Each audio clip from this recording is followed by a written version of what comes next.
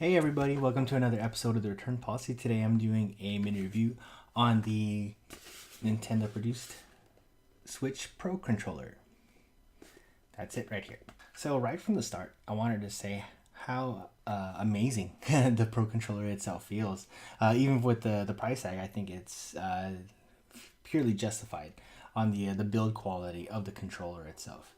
Even the different kind of texture on the actual grips versus the kind of cool, slightly translucent plating on the front and the back. And the biggest thing you'll notice here is that the D-pad is back. The traditional crosswise D-pad from all the other Nintendo consoles here, as opposed to on the Joy-Cons, which is just 4 face buttons that are mimicking a D-pad. And second is that the buttons themselves are quite large and compared to the Joy-Cons. And as for a quick comparison,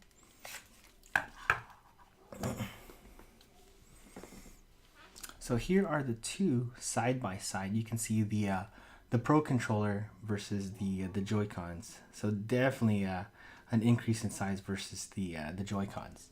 And definitely a plus whether you're still comfortable with the Joy-Con buttons or you want something a little bit more wider.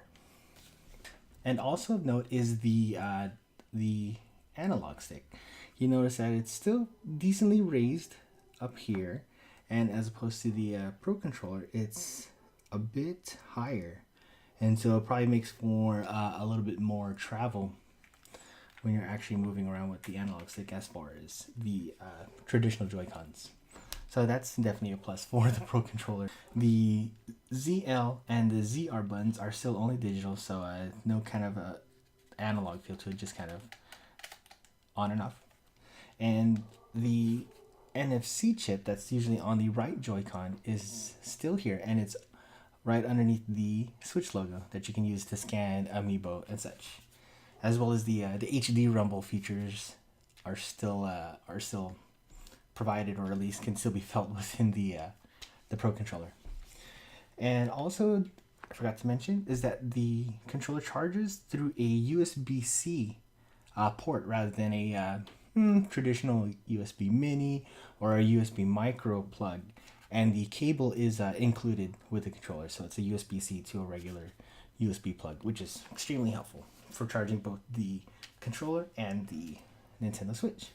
So what I was trying to kind of decipher is, am I happy with what I'm playing with now on the Joy-Cons versus shedding or spending the extra money to get the Pro controller to get the most out of the game? Well, I did actually give a lot of thought, and to be honest, I really thought that I really enjoyed playing with these tiny little guys. Very similar to on the Nintendo Switch reveal video, kind of separate, to have it played very casually and not kind of stuck to that more traditional kind of placement of where my hands would be. And so I found myself playing Zelda, Mario Kart, even the great digital games and download games that you can play, just kind of with two Joy-Cons and separate hands, whether you're sitting on the chair, the couch, bed even. And I found myself more and more inclined to play kind of like how they're trying to recommend, or at least to give it a shot. So my return policy verdict is a tough one.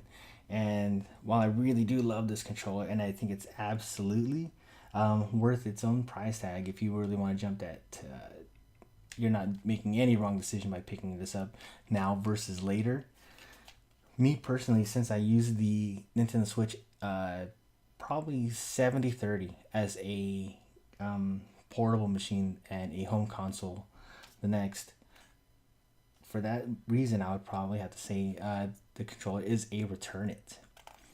And that's not to say that to not get it or completely ignore it, but me personally, and maybe this will help persuade you, is that it's probably worth waiting if there's a good deal or a bundle or a discount in the future. And if you're more than happy using the regular Joy-Cons to play your games, either portably or even docked, like I am, I think the Pro Controller will be an added bonus in the future rather than a necessary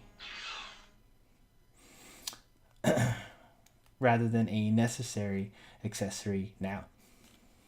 Alright everybody, that's it for me. Thank you so much for taking the time to watch this video and to hear my thoughts on the Nintendo Switch Pro Controller. If it has any way helped or informed you, go ahead and hit that like button. And if you want to stick around for the semi-long run, I'm still planning on making more of these videos, please hit that subscribe button as well. Oh, alright, anyways, that's it for me. Thank you guys very much, and I'll see you next time.